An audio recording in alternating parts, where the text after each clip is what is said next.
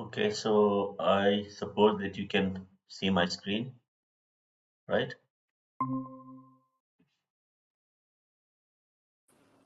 Yes, sir.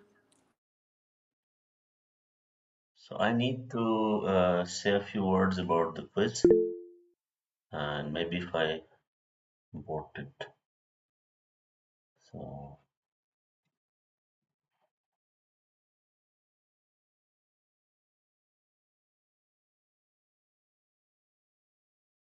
okay.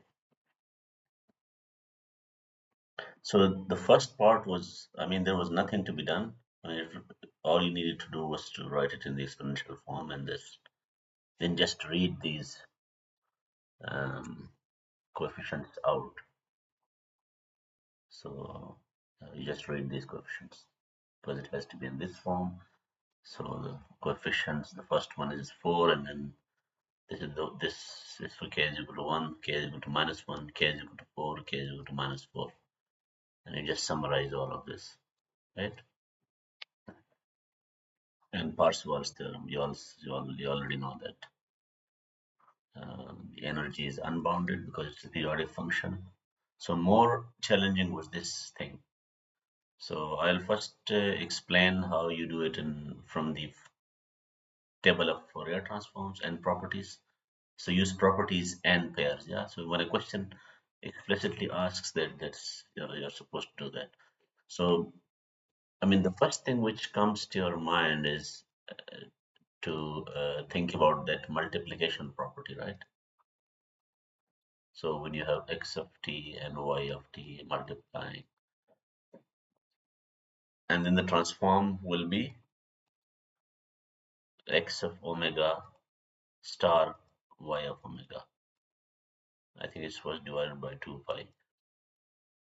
But star is convolution, and convolution is not easy, right? Convolution is more difficult than multiplication. So that's a no-go. There's no hope to get to your answer in that manner. So the best to do is to rewrite this in a way that makes it easier to find it in the transform. So if you now look at the plot, right? If you plot this, you don't need any algebra. Just plot this, right? Mhm. So this will be half of the rectangle will be positive, so tell 1.2. And because of the signum function, half of it will be negative, right? And the rest is 0, right? That's all you need to do. And if you look at this, you can rewrite this in the form of rectangular functions. Yeah, this is one rectangle and this is the other rectangle. Yeah. So this rectangle is this one and this rectangle is this one. That is positive, so there's a positive. There's negative, so negative. So now why did I express this as a rectangle? And you should recall these operations, right? I need scaling and I need shifting, yeah? Because the original rectangle is centered at 0, so I need to center it at first I need to center it at half, right? So center it at half. This is now your rectangle. Yeah, instead of going from minus half to half, it will be from 0 to 1. And after that, you shrink it by half. So now this 2t makes sure that it gets shrunk. This is what you can verify when this was CLO1, right? And after that, you just need to identify the appropriate pair. Yeah, so you just need a pair for the rectangle. It is available in the table. And then you need to first apply time domain shifting, right? Because these are the two shifts required. And after that, you need time domain scaling. The rest is just algebra, right? It's very easy. The second part was more tricky. And anyone who pays attention to this form, it's actually the same thing. Uh, Not to this one, sorry, to this one, to this form, right? So if you think about it, it's the same form. I just change t to omega, and then there was this 2 pi in it, right? So if you look at this form, it is actually, it is of the same form where we had x of t before. And you see 2 pi and minus, it should remind you that it's actually, you need duality. The duality property actually works that way. Anyway, I should show you the property. And yeah, what are the properties? I can go to exams, images, and if I now take this object here, yeah, here I can now tell you where is the duality property.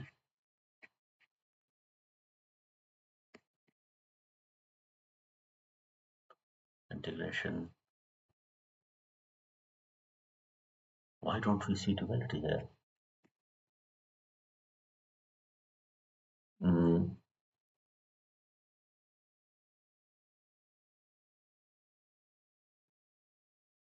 no, duality, sorry. I just missed it.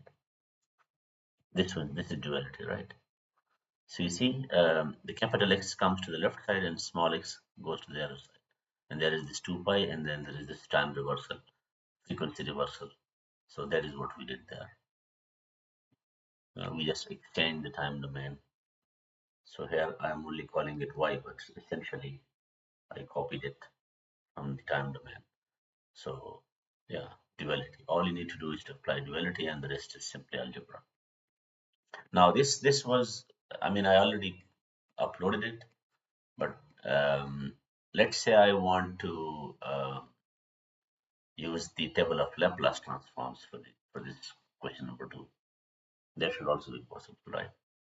So let's look at the table of Fourier transforms, and there you, if you look at the table of Fourier transforms, you won't find um, a rectangular function there, right? There you will find um,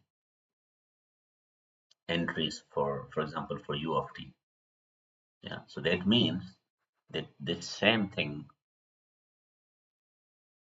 rect of t times signum of t, which is u, x of t for u, this should be expressed in terms of the unit step function, and that is also possible. Yeah? You you need this thing which goes from minus half to plus half.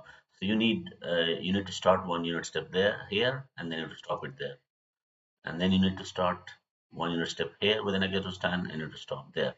And because of this is negative there, so it turns out, you can do it yourself. It turns out to be u of t minus u of t minus half for this one, and for the other one you will see something like this, u of t plus half, right? Because it is negative, and because those two negatives become positives, you ultimately have this thing. And now you know from Laplace transform, the Laplace transform of this is, if I just apply LT, it will be 2 times 1 over s, and it's right-sided. So this will be again 1 over s, but because of this shift, it will be minus half s, right? Minus half. And the other one will be again 1 over s for u, and this shifting is exponential plus half s. Now this is your Laplace transform. Now all you need to do is to set s to j omega, and then you simplify. Now how about the region of convergence, ROC? Region of convergence, I mean, usually you will say, oh, u of t is right-sided, and then if you just think about this side for a while, this is a finite duration signal, right? Because it's zero here.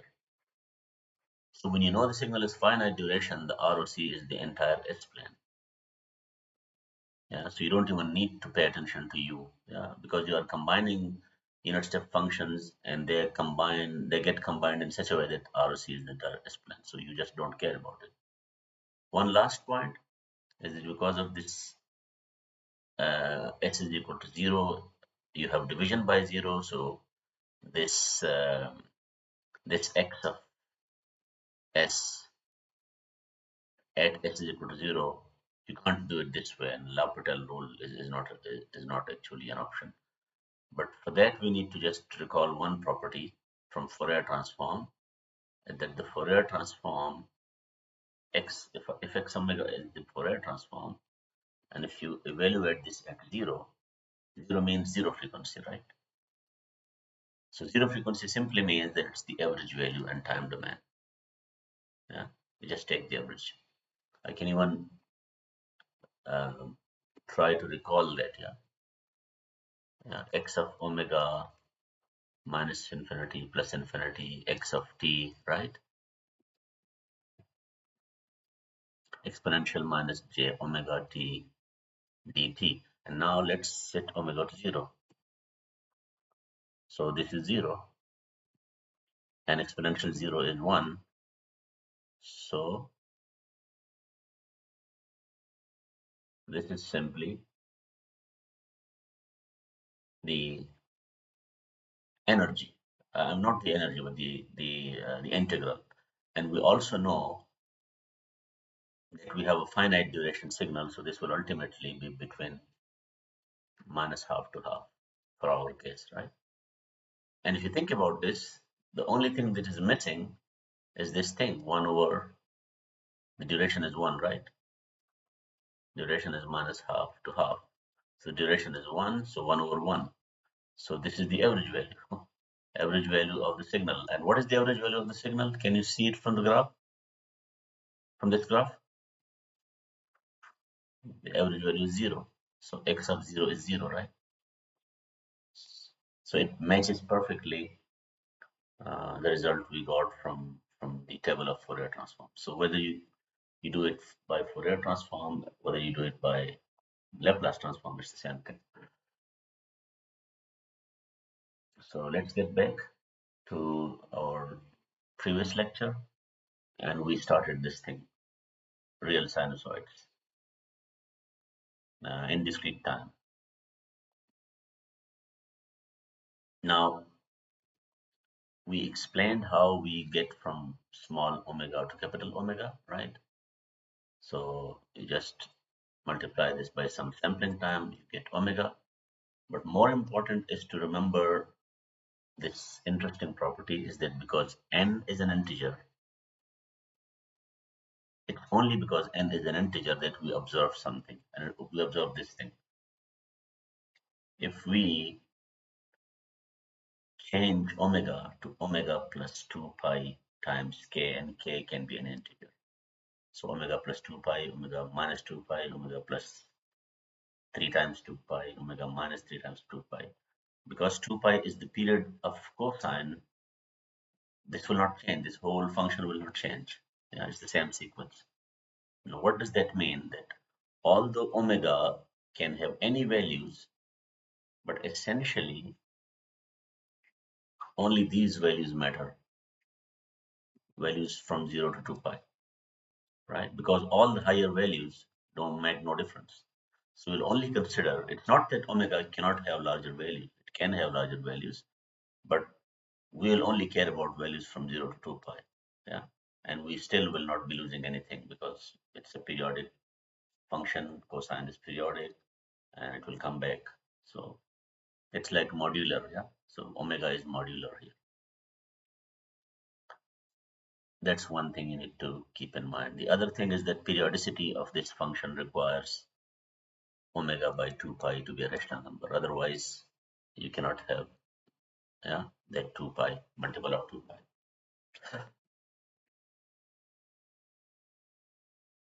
So if I quickly ask you, what is the period of this function?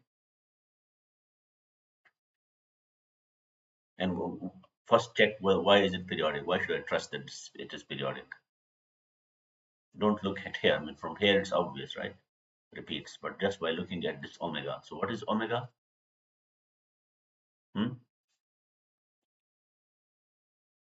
What is omega here? Pi by 6. Yeah, pi by 6. Now, how do I check whether this, and because I know it's cosine, I know cosine is periodic, right? I know cosine alone has a period of, what is the period of cosine only?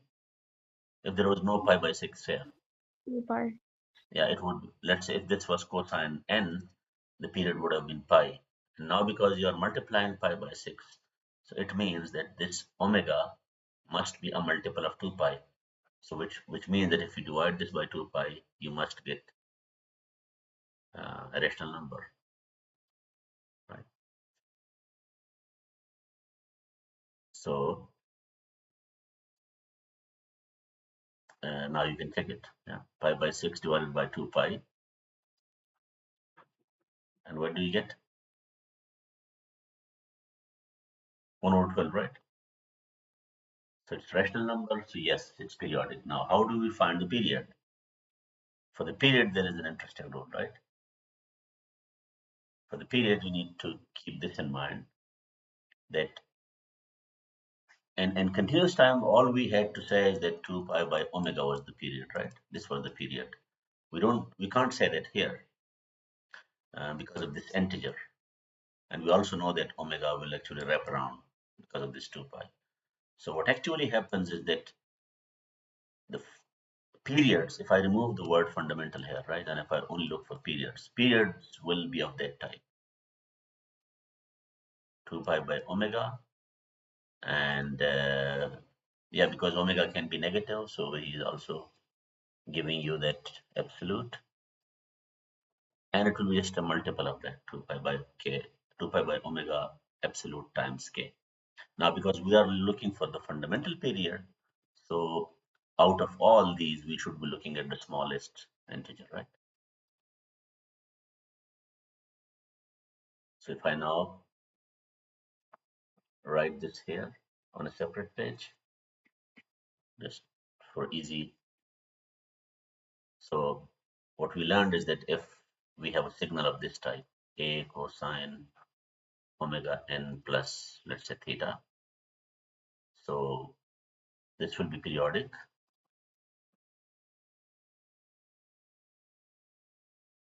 if omega by 2 pi or 2 pi by omega, you can also say 2 pi by omega, is rational, right? Whether omega by 2 pi is rational or whether 2 pi by omega is rational, it's the same thing. And then periods, all the periods of this function are of the form 2 pi by omega absolute, because period cannot be negative, times k. Yeah,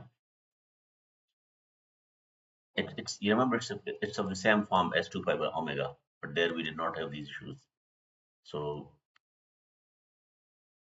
now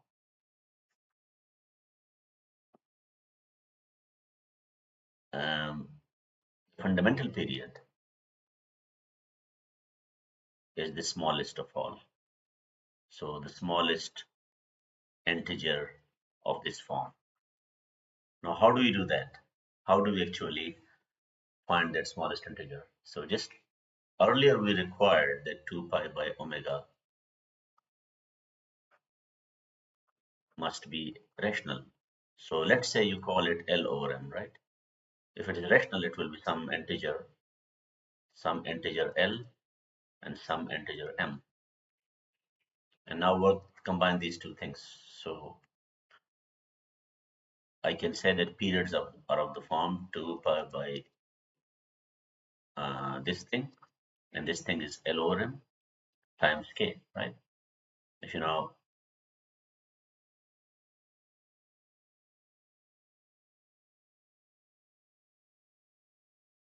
yeah, and here you can easily see that it will be 2 pi by L times K times N M. And because we are looking now for the smallest of all these numbers, um, we need to check whether L and M have something common. So we have to get rid of all those common factors. And at the end, we get a very nice formula You can actually work this out yourself. We can get a nice formula for the period, for the fundamental period. Of A times cosine omega n plus theta. And that formula is, um, because the common factor, we can just think of it as GCD, right? It will be GCD of L and M, and you can divide by M. I mean, this is the strategy. Let's see uh, the same formula in the textbook. It must be available somewhere in these slides. Um, no, I think it's not on this slide. It is somewhere in the textbook. I need to find that out. Yeah, this one, right? So I think my choice of L and M was different from the choice used in the textbook. Yeah, what I did was this: 2 pi by omega equals L over M. And if you look at this equation, it looks like, yeah, it looks like this is M and this is L, right? So you just need to label them differently, and then these two match. And then if you make sure that, because if there is anything common between these two integers, you have to reduce it. And by reduction, we mean that the GCD of these two must be removed from M, and then that gives you the fundamental period, right? For example, if these L and M, they had no common factor, so yeah, no common factor. So then this would be 1, and then this is simply M, right? Uh, but when they do have a common factor, you have to get rid of that. Let's apply these ideas to an example, right? So let's apply these to an example. So we have now two parts, and we want to know, first we want to know if each sequence is periodic. So if the answer is yes, the next part is to find the fundamental period. So let's start with the first part. So how do we check this? So first we identify omega. What is omega here? Hmm? Remember, we are comparing this with which form? Amplitude times cosine of omega n plus theta. So what is omega here in this case? Hmm? 42? Yeah, 42, right? And what is the next thing we need to do for checking whether it's periodic or not? You just learned it a while ago. Divide by 2 pi. Yeah, so either omega divided by 2 pi or 2 pi by omega, right? So can you now tell me, is this rational? No, it will be, Yeah, it's the not. pi will be numerator. Yeah, so it's not rational. So it means that part A is not a periodic function. So when it is not a periodic function, there is no point in finding its fundamental period. Let's work out the second part. What is the value of omega in this? 4 pi by 11. Okay, so omega is 4 pi by 11. And now divide that by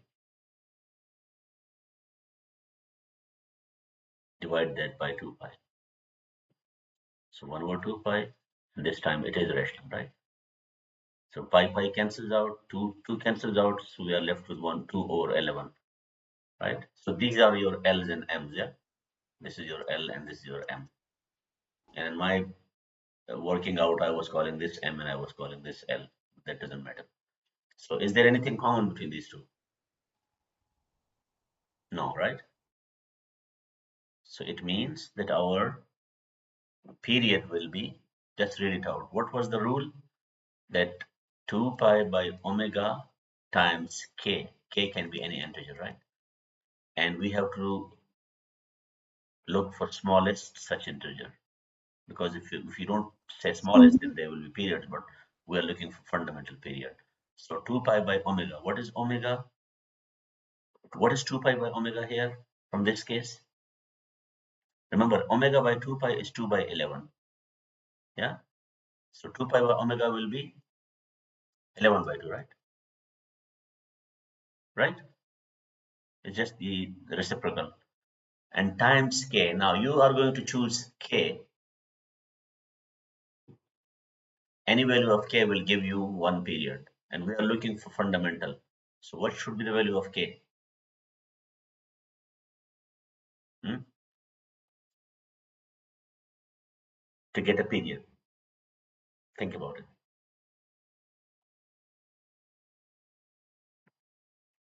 I want you to read this thing, okay? The rule is this. First, you check that omega by 2 pi is rational. Yes. In that case, the fundamental period is the smallest integer of which form? 2 pi k divided by omega. And k is strictly positive integer, right? So now we have it in front of you. We know 2 pi by omega, which is 11 by 2, right? We need to multiply it by k. So all the periods of this function must be of this form, and because we are looking for fundamental, so we need to find the value of k which gives us the smallest. So what should be the value of k to give us the smallest period? Tell me. Plus 1. Yeah, plus one is the first thing that comes to your mind. There's the problem with that. If k is equal to 1, what is the period then? 11 by 2. Is that allowed? No. Why? Why not? How can a constant number be a period No, no, in. no. We are dealing with discrete times signals, right? Okay, then it's fine. So we can't have non-integers, right? Hmm. So k must be. Give me a value of k which gives me the smallest period, and every period of a discrete time signal must be an integer. So the smallest value of k allowed here is 2. 2, right? 2, 11. And now check it out with this formula. And now you will see why we need these formulas. You don't want this kind of reasoning every time, right? It wastes time. So let's try it here. What is m in this case? Ln m. Remember, ln m are of this form, yeah, when omega. So when we expressed omega, omega was omega divided by 2 pi, right? I take this 2 pi here. So omega by 2 pi is L over m. Omega by 2 pi was 2 over 11, right?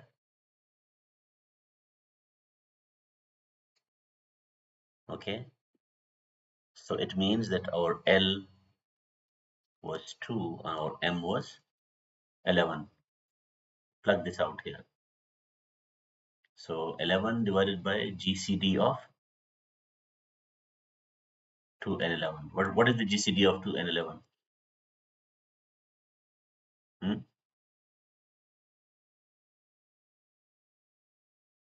What is GCD of 2 and 11? GCD means greatest common divisor, or HCF. What is? One. Yeah, 1. So you get 1. You get 11, right? So you got this 11 in two ways. In one case, you just used a recipe formula given to you, and in the other part, you just use the concept. Yeah, you need to have both in mind. This concept should be used to check this computation. Is it clear now?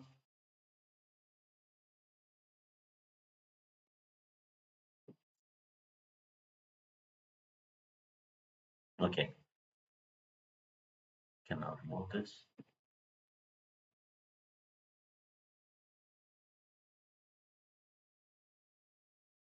But there are other interesting things. So, so let's say we consider these sinusoids of this form where omega, because we only care about these. Can you tell me why he is not including this equal sign here? Can you guess? Hmm?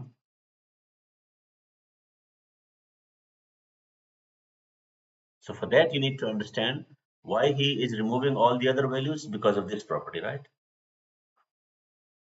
Because 2 pi is the period. So you're just removing all the extra unnecessary cases of omega. So 0 and 2 pi, yeah, they will give you the same computation.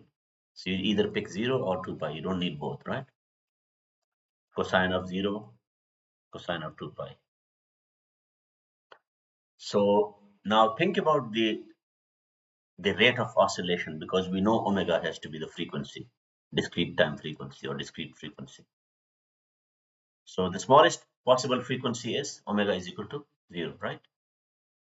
And let's get the signal will be constant, cosine 0 plus theta. Now, the maximum possible rate of oscillation is pi.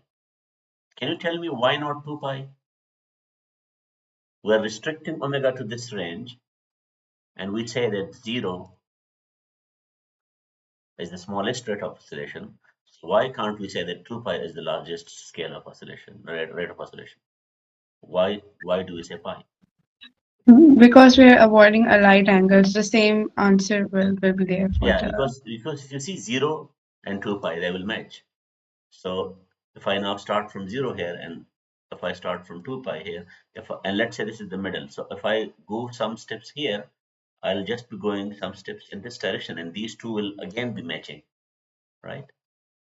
So the largest distance from both these 2 points, if I cover that, I'll be somewhere in the middle, which is pi.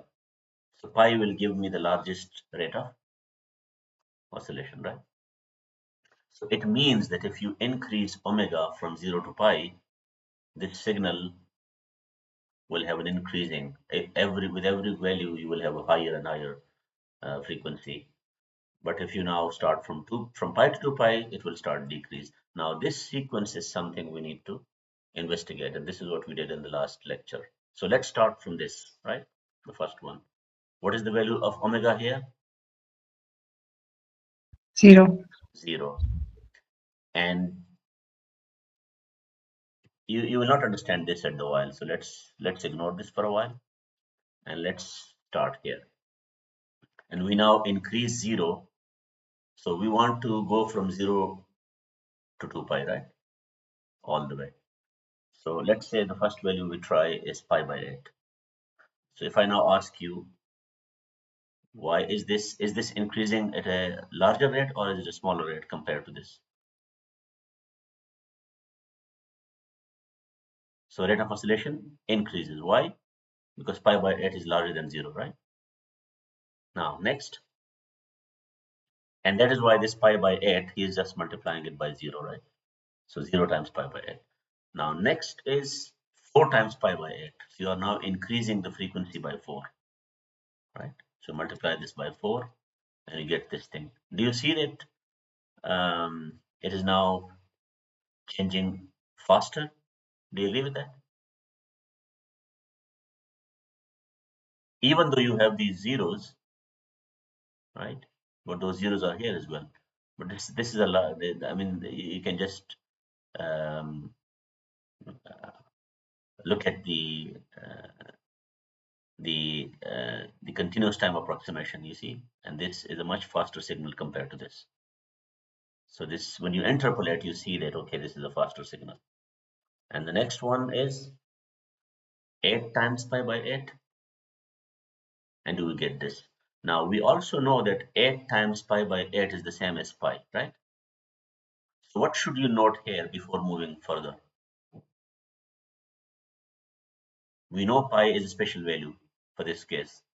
It means that the signal cannot get faster than this. Now, but there is something you can see from the plot. If you don't look at this pi, right, and you just look at this plot, can can you justify that this cannot get faster than that just by looking at the plot? Hmm? Think about it. This is 16, right? And if you count it, it is 1, 2, 3, 4, 5, 6, 7, 8, 9, 10, 11, 12, 13, 14, 15, 16, right? So it means that this is 1 and this is 0. If you want to make it faster, it will have to go between 0 and 1, and there is no integer there, right? So what will happen? Points will disappear. it will not only disappear, they will get slower again. आपको याद है हमने एक formula बताया था कि उस case में हम जहां पे वो अनडिफाइंड था हम वहां पे जीरो कर देते थे. So basically you will get something like this. So now look what happens. It depends on how we increase it, right? So अब इसके बाद 8 pi by 2 की जगह हम करते हैं 15 pi by 8. 15 by 8. So 8 pi by 8 is now it's 15 pi by 8. ठीक है. अब 15 pi by 8 में देखें, although this 15 pi by 8 is larger than 8 pi by 8, which is pi, right? But this signal is slower. Can you see it? It is now slower. Why? Because you need those zeros, right? And if you now move further, 16 pi by 8, 16 pi by 8 is the same as 2 pi. And 2 pi should give us the same result as 0. So you see, it got back to a constant signal. So these plots confirm that as you go from 0 to pi, the oscillations get faster and faster, but after that they will have to decrease. I'm sorry. Hmm? So could you explain how are you concluding a signal is faster? Like, are you seeing if the peak at each point is distinguished or what? No, I mean it is very difficult to see that by just looking at the values. But um, if you draw a smooth curve, then it is very easy to see. So if I now draw a smooth curve here, that smooth curve will be a horizontal line, right? This dash line which he has done. So that is a constant signal. Now try to do this here. Do you see the dash curve? Yeah. Yeah, so that is much faster than this. Now if you try this here, you have an even faster signal, right? Okay, okay. We're just seeing waves that are increasing Yeah, in yeah, yeah, yeah. I velocity. mean, Fine, fine. why do we use this wave? Tell me. That is essentially like waves per second. Yeah, More waves, more speed. you know, we are looking for rate of oscillation, right? And sines and cosine, they are actually prototypical. They are prototypes of oscillation. So it's much easier for us to see everything in terms of sines and cosine. That's why you have Fourier series. That's why you have Fourier transform, right? So they are kind of our alphabets, just like you write every word in terms of ABC. So you would like to write every oscillation in terms of sines and cosines because they're the best templates given to us by nature, right? Okay. So the next thing is to have a complex exponential, right? When we were looking at complex exponential in continuous time, we had something like this, right? There was a t there, and there was something here, omega.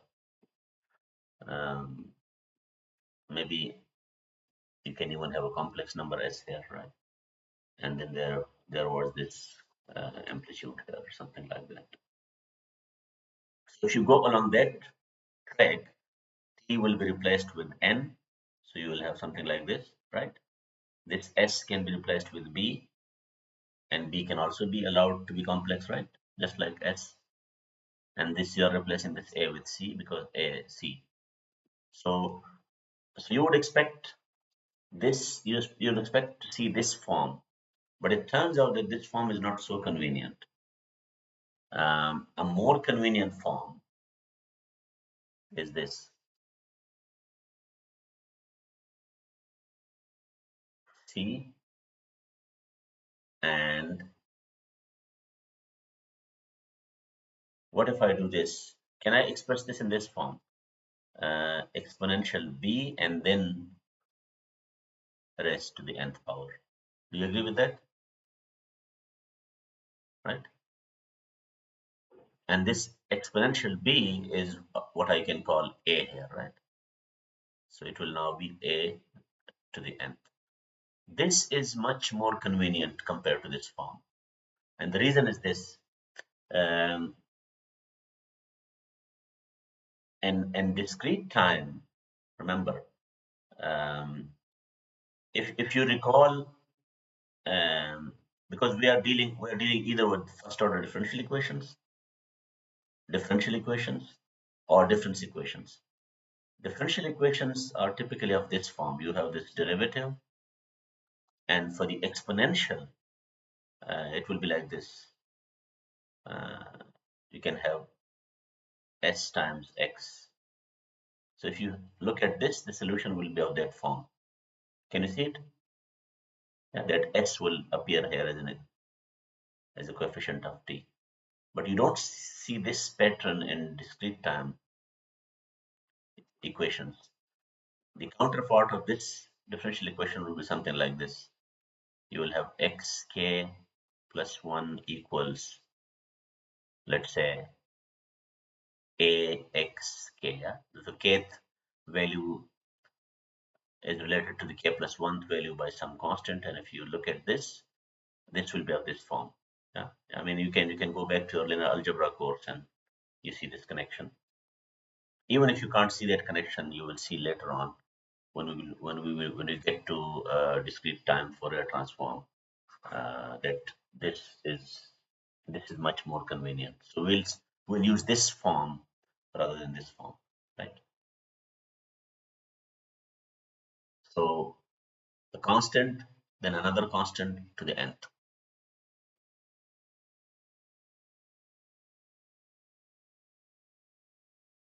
So you can even now imagine those eigenvalues and eigenmodes. Yeah, these are actually eigenvalues. Uh, you can imagine different possibilities of C and A. So if the magnitude of A is larger than 1, you will have one possibility. If the magnitude of A is less than 1, you have other possibilities. If the magnitude of A is 1, so let's say the magnitude of A is 1, what kind of signal do you expect here? Yeah. So if the magnitude of A is 1, no matter which power you take, it will always be, the magnitude will always be 1. So it will be a constant signal, right? A constant signal. It's obvious. But if the magnitude of A is greater than 1 and you are taking powers of A, so as n increases, right, the magnitude should increase. Very obvious, right? You're taking larger and larger powers of something which is larger than 1, right? Larger than 1. So increases. The magnitude will increase exponentially. Why is he using the word exponentially when there is no E here? Can you tell me that? Exponentially isn't actually for E, it's for any power, no? Yes. So E is just one special case of exponential, right? And that's why we call it natural exponential. Yeah. So exponential is a more general term. Whenever you have these increasing powers. So if the magnitude is less than 1, increasing powers will exponentially decrease it. Yeah? So it's obvious. So, but in these three cases, we are only discussing magnitude. Yeah? Magnitude increases in that case. Magnitude decreases in that case. Magnitude stays constant. But we're not just looking for magnitude, we're also looking for values. So now, if A is real, let's say A is real and it is positive. Yeah. So if A is positive, all the powers will be positive and x of n will always have the same sign, right? The sign will depend on C. So if C is positive, x will also be positive. If C is negative, so A, because A is positive, any power of A will not change the sign. But what if A is negative, right? When A is negative, x of n will alternate in sign. Why? Because even powers will give me positive value and odd powers will give me negative value, right? So you can now make sense of all these observations and these plots. So can you now tell me, what do you notice here? Why is the magnitude increasing here exponentially? Hmm? Bigger base than A. Because the magnitude is larger, right? Larger than 1. And why is it always positive? The sign doesn't change?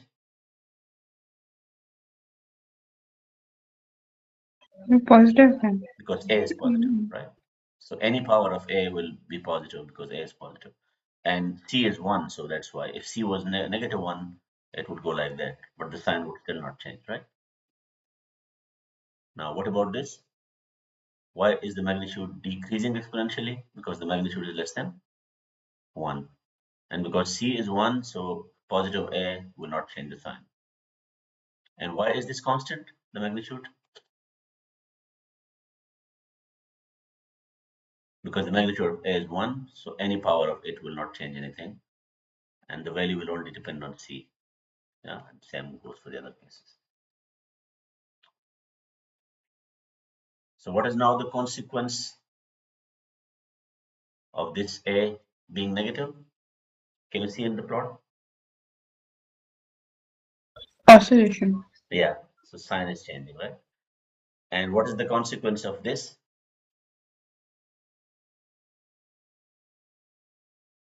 A sequence won't converge. No, what did we say there?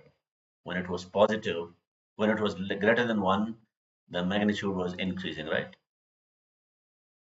So what do we see here? What can you say about the magnitude? Is it increasing or decreasing? Uh, Increasing. Yeah, you must not get confused by the fact that it is negative because we are still talking about the magnitude. The magnitude is still increasing. Yeah, whether you go this way or this way. Our question is about the magnitude. So you cannot say the magnitude decrease here and increase there. Yeah, clear? Yes. That rule is about the magnitude, not about the sign. So sign oscillates, magnitude increases. Now, what do we observe here? A is negative, so it will still oscillate, but because the magnitude is less than 1, the magnitude of A, so the magnitude of the signal X will decrease and it will decrease regardless of whether the values are positive or negative. And here, because it's constant, so the magnitude is constant, and it's negative, so it's oscillate. So you must be able to explain all of this, right? And now let's get to this again, complex sinusoidal sequence. If we look at that form, constant and then another constant to the nth power, and we can even now before I get to this, let's observe something in all of these 2 pages. Um, this case is special, right? Because the magnitude is not changed. So yeah, and here the magnitude cannot change here. Now, if you look at the complex exponential, right? If you remember, if you recall complex exponential, and we then decomposed S into its real and imaginary part, if you remember, we knew that this A was responsible for magnitude and this omega was responsible for phase, right? Because of this J. So if you only want phase to change and if you don't want magnitude to change, what should be the value of A? If you only want, if you don't want the magnitude of this signal to change, what should be the value of A? Hmm? 0, right? Because exponential 0 will always be 1. So, but exponential 0 in this form, we know is 1. So that is why this A is equal to 1. Don't confuse this A with this A, right? So what they are doing here is that if you start with this form and if you take the magnitude of A to be 1, then all that can happen in this is a change of phase. The magnitude cannot change, right? Only the phase can change. And because it's complex, so you can imagine going along the circle, right? You're going along the circle. The distance from the circle, from the center doesn't change, only the phase changes. This represents the phase, polar representation. So you can imagine this Euler form, and things like that. So complex sinusoid sequences. You see here, what do you see here? The magnitude is 1, right? Because the real part of the exponent is 0. And now with with changing values of n, only the phase can change.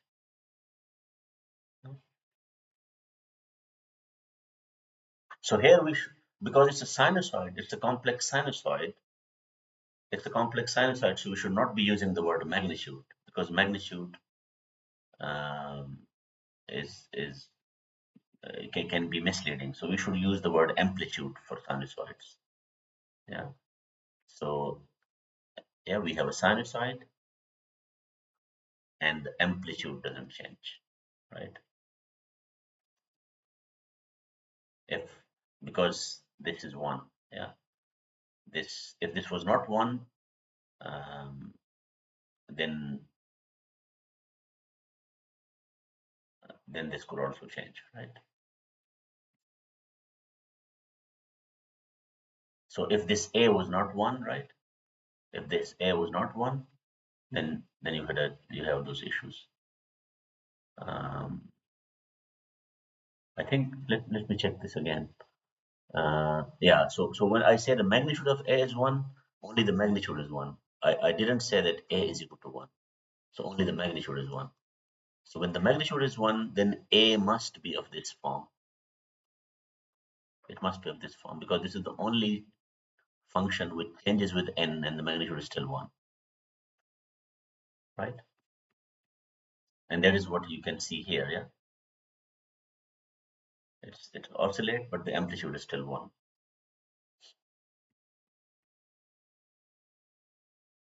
So all those observations can now be applied here, right?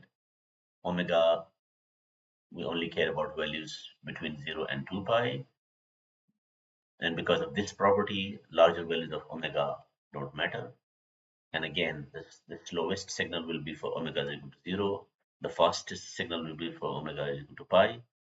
Yeah, and from pi to 2 pi, it will be decreasing again. So it's just a repeat of all those things. And whenever the magnitude of A is 1, you will get real sinusoids. Right? And if the magnitude of A is greater than 1, you will have growing sinusoids, growing exponentials multiplied by real sinusoids. If the magnitude of A is less than 1, so I would like you to see examples of these three, right? So here we have sinusoid, we do have sinusoid, but that sinusoid has an increasing amplitude because the magnitude of A is greater than 1. So the magnitude increases, right? This thing. When the magnitude of A is less than 1, you will still have oscillations, but those oscillations will be decaying, right? Decreasing magnitude. It's very much consistent to what we said earlier. And when A is equal to 1, yeah, remember, we don't say A is equal to 1, we only say magnitude of A is equal to 1, which means A is exponential j omega n. This will oscillate, it will have cosine and sine. So that's why we do have oscillations, but the magnitude doesn't change. Magnitude doesn't change because m is, So, yes. so for this complex sinusoid, so we know that E in itself is an irrational number, and in its power as well, you'll be having 5 is another irrational number. So how will you get a purely discrete signal? No, can you say it again? E in itself is an irrational number, right? So how is it like producing um No, no, purely you discrete? are mixing two things, okay? when you look at a signal, right? And when we say discrete time signal, what? So this discrete time refers only to time, to this axis. It doesn't refer to the y-axis. Okay. Oh, And this E thing only appears in the y-axis, yeah? Exponential j omega n. So this n has to be an integer, right? okay. This can be anything. If you remember in the beginning of this course, we had three types, right?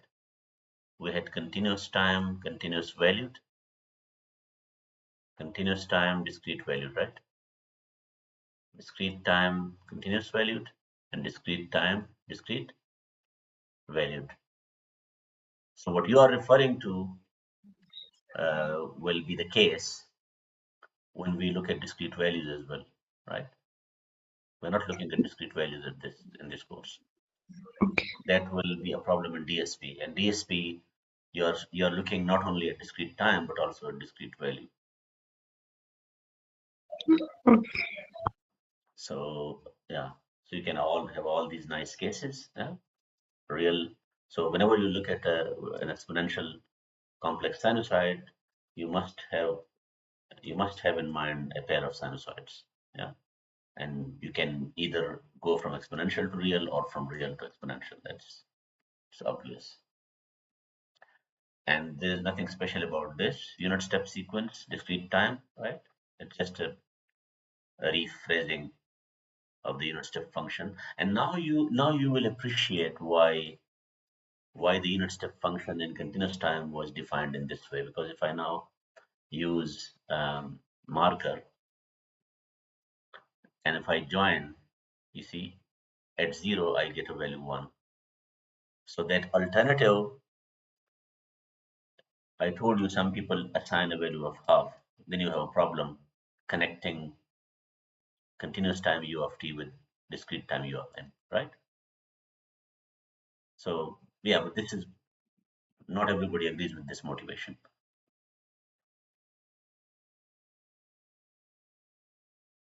And similarly, you can have a rectangular pulse, right? And make sure that you notice this thing, right? And now let's see if we can connect this to rect. Can you recall the definition of rect? Hmm? It was between minus half and half. It was between minus half and half, right? So it will be like this. This is half, and this is minus half. And what was the value there? What was the One. value at half? One. 1. You're forgetting one thing.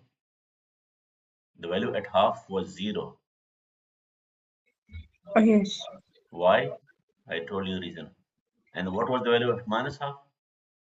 1. Uh, 1, right? What was the justification of choosing 1 here and 0 here? You should recall that. I told you that in this course, not in this course, but in this textbook, right? Not everybody agrees with that, but in this textbook, he's trying to define most of the signals in such a way that they are right continuous. They are. So at the jump, they are right continuous. So can you see that this is now right continuous? Hmm? yes, sir. Yeah, because here you pick the value from the right, and here you pick the value from the right. And you must observe that same thing in the previous slide as well. Sorry. Here, yeah, right continuous, right? There is only one exception to that rule. I told you that. The exception to that is signum, right? So how do you define signum? Hmm? It's minus one for negative values and one for positive. Sorry. No, that's not the issue here. The issue is not minus 1 and 1. That we know already. The issue is at the jump. If it was right Actually, continuous, we would have picked this definition, right? So then sine of 0 should have been 1, right? But which definition we pick? It's zero or it's zero. Yeah. So this is the only exception to the rule which is followed by most authors. They don't apply that to 0 because it would be stupid to say that sine of 0 is 1, right? So they don't do that. But for all the other cases, they typically apply the right continuous convention, right? And that must be seen here as well. Now, what is inconvenient about this rect function as far as connecting it with a discrete time sequence is concerned? Can you see a problem with this now? The problem is this half, right? We can't do anything with this half. So it means that instead of using this definition, we should use a definition where these numbers can be, right, larger so that they are integers. So let's say this is b, right, and this is a, right? So this can be your a, this can be your b, and do you now see why this equal sign is here but not there?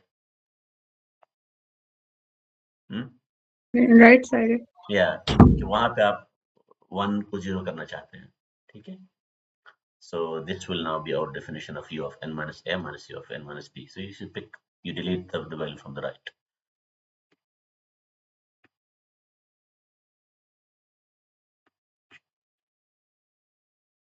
Yeah, but for that reason we are not using rect here. Yeah, it's not rect anymore. So you can just call it p. And if you want to specify these two a and b, otherwise p alone cannot do anything. So what you can do is that you, instead of calling it p, you can simply say p a comma b of n. Yeah, a comma b, right?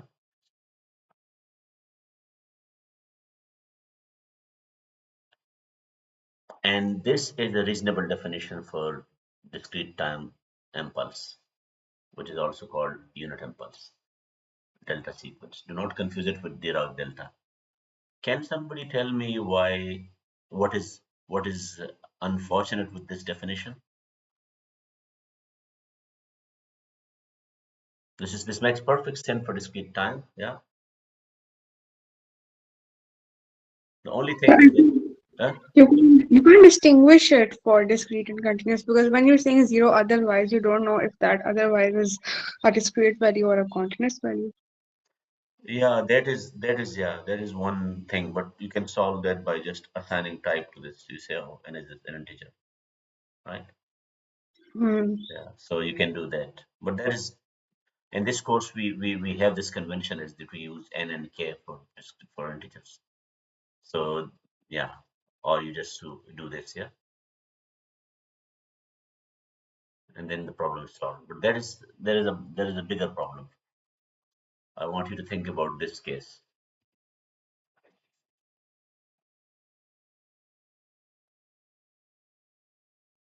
Hmm? You know, if I had t here and continuous time, then this would have been infinity, right? This Dirac delta. So, but that only, what concept you need to get away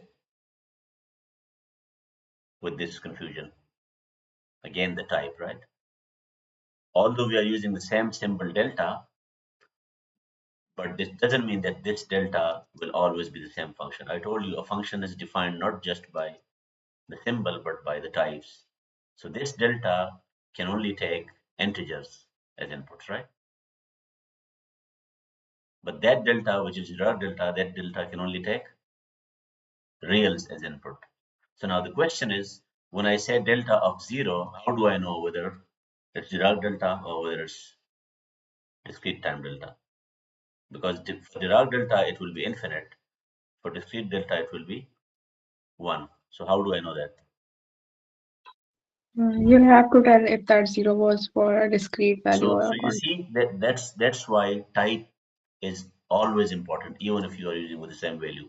So the same value 0, when you treat it as an integer, you have one case. Yeah, but 0 is also a real number, so you have to say that explicitly, right?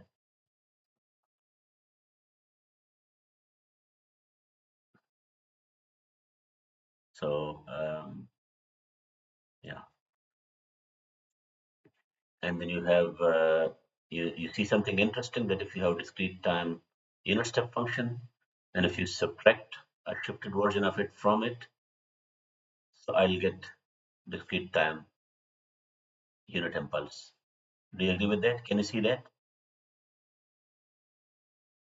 How will I illustrate this here? So my discrete time, this signal u of n will start from 1, right? So it will be like this signal. And the shifted one will start, let's choose a different color. It will be like this, right? And now subtract this from this. So what happens? Tell me. Just one at Yeah, zero. because this one and this one, they get subtracted from one another. This is 0 anywhere. This is the only thing that is left, right?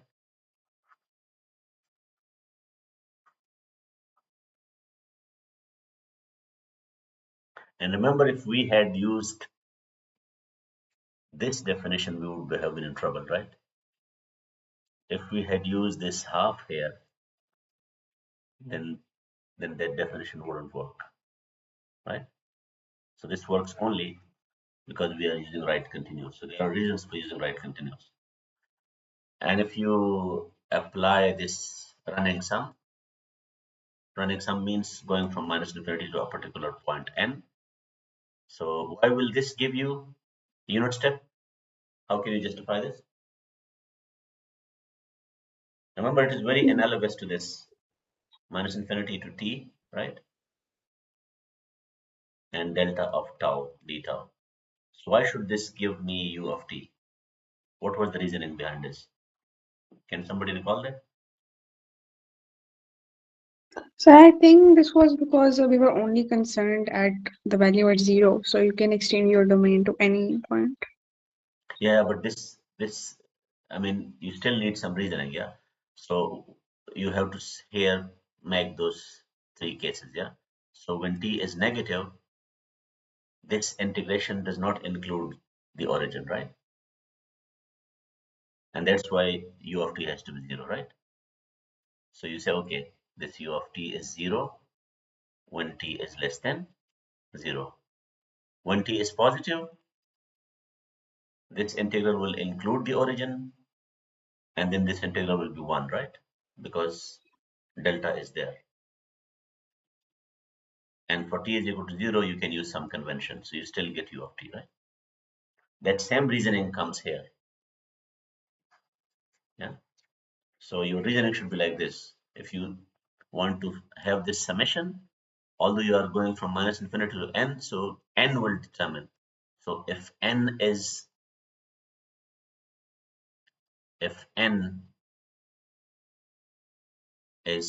greater than or less than, sorry, if I say if n is less than 0, negative, from minus infinity to that n, because n is negative, I have not yet encountered the origin. So this will be Zero. 0. And when I cross that, One. yeah, and in this case it is included, so it will be 1. So that's the only justification. And try to use this adjective running sum, right? So that was a running integral. Some people also call it cumulative sum, cumulative integral. And you have the shifting property. This is what we had there as well, right? I hope you remember this shifting property. The value of any signal x, when you multiply it with a discrete time delta, this discrete time delta will be 1 only, or will be non-zero only when n is equal to n naught, right? So that is the only point which will survive in this multiplication. All the other values will get multiplied by 0, right? And this also means that if you now have a product of x and delta, located at n naught, and if you add it over all possible values of n, this summation will only have one point with non-zero terms. Every other term will be zero, so that is the only thing that is left. Right? So it's very much similar to what we had in the continuous time case. And sequence is even, that is also what we need. What we need. Rectangular pulses representing this is also. I mean, this is very standard, piecewise manner. And discrete time systems, yeah. We just need a symbol. We go from a signal X to signal Y. Use a symbol to represent that. I don't think there is anything special in these diagrams, so I'm just skipping it. And memoryless properties. What do you mean by memoryless? If it only depends, if the if you're applying a signal, so for every integer n naught, the output will only depend on the input signal at that time. For all the other times, there would be no dependence because it is memoryless. But we had this exact same thing in continuous time as well. We only use t. So, and the concept of memory, you see, so all this is just a repetition. Similarly, causality, right? So you can just read this yourself. A causal system will only depend uh, on present or past values, but it will not depend on any future value. Right? And I also told you that you can have non-causal systems in theory, but physically they are impossible to realize because you cannot have systems that look at the future. They can only predict the future, but predicting the future is different from looking at the future. And invertibility is the same thing. Yeah? So all these concepts are simply, I mean, when you replace t with n, I don't think there is any conceptual barrier here. So all these things simply map. And this is what we mean by inverting a system. You get an identity. The input passes through to the output without getting any change. And yeah, bibo stability, very similar. Bounded input signal, bounded output signal. And invariance, time invariance, additivity, homogeneity, linearity, all of this. Yeah, the only thing that is different now is the eigenfunction, eigen signal, eigenfunction, eigen sequence. This will be different, right? I mean, the definition is still the same. Yeah. The action of a system on a signal must be the same as if it is simply a scalar, right?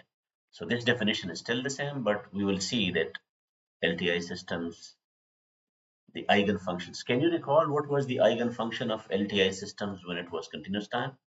Which functions were eigenfunctions for LTI systems?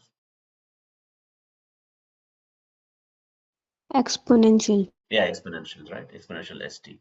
And this definition does not talk about LTI. This is only, yeah, so this definition is always valid, whether it is an LTI or not. But when we go to discrete time signals, this exponential, you should not expect these signals like exponential Bn. They are not eigenfunctions. You will see another form there. Yeah, LTI convolution, right? The definition of convolution is also very standard, and it's much easier to carry it out graphically because there is no integration involved. Yeah, and you see one, you flip, and then shift or shift and flip, leaving one as it is, and then you sum over all those. So all these steps are just a follow up of continuous time. These are the properties of convolution, and as we saw in continuous time, convolving a signal with delta um, is the same as doing nothing.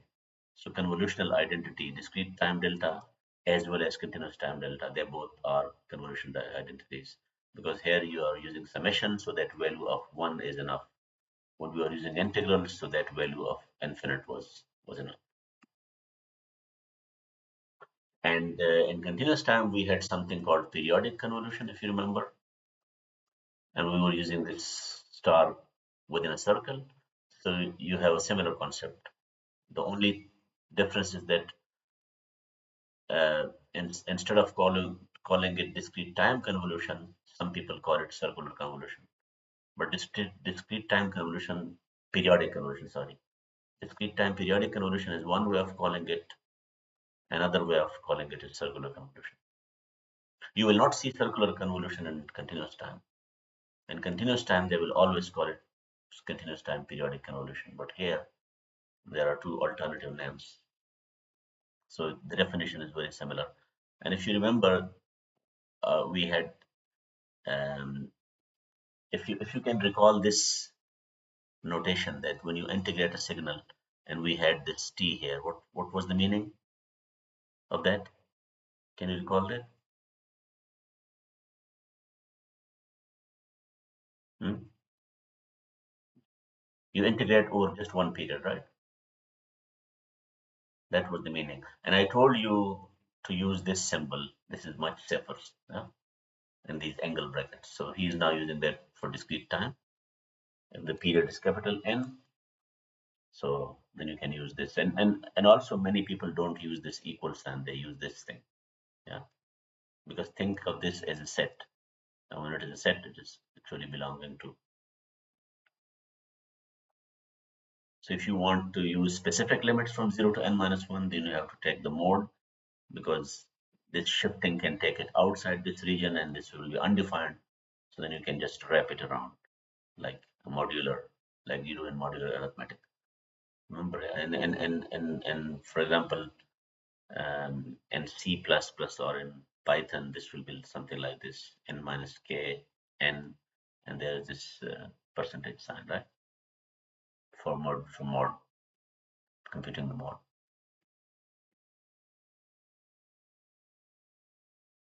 Yeah, in block diagrams, pretty much the same. Memory. And now if you want to have these properties for LTI systems, so you can define everything in terms of the impulse response. We had the same feature in continuous time, that knowing the impulse response is enough to know everything. So if you want to have a memoryless system, all you have to say is that the impulse response must be of this form. Yeah, it must have um, impulse in it, discrete time impulse in it. And if it is causal, the impulse response must be causal, right? And if it is anti-causal, um, it has to be anti-causal. And the same goes for invertibility, that the impulse response, you must be able to find a system with an impulse response that gives you this convolution equal to delta. It's a straight follow-up of continuous time case. And if an LTS system is bivostable, there we said that the impulse response must be absolutely integrable, right? And here it should be absolutely summable. So same thing. Yeah, this is the thing which is different. So if you remember, in someone just said a while ago that if you have an LTI system, the eigenfunction there was exponential st. And the reason is that we were integrating in convolution, because here we are summing, and our delta here is 1 at 0, not infinite. So this somehow makes it suitable to look at these functions. So instead of looking at exponential st, we're looking at z to the n, right? And now you will see why the preferred form was this. Yeah, it was a to the nth and c, right? So instead of a, you are now using z, and instead of c, you are using n1 now. So if you take an LTI system, and if you apply it to a function of this form, right, z to the nth, and then you evaluate it at n, it turns out that because you must apply convolution, right? So the convolution should give you something like this, right?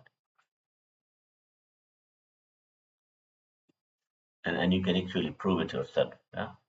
The convolution starts with something like this. You have summation over all possible values, you have the input function, and then you have the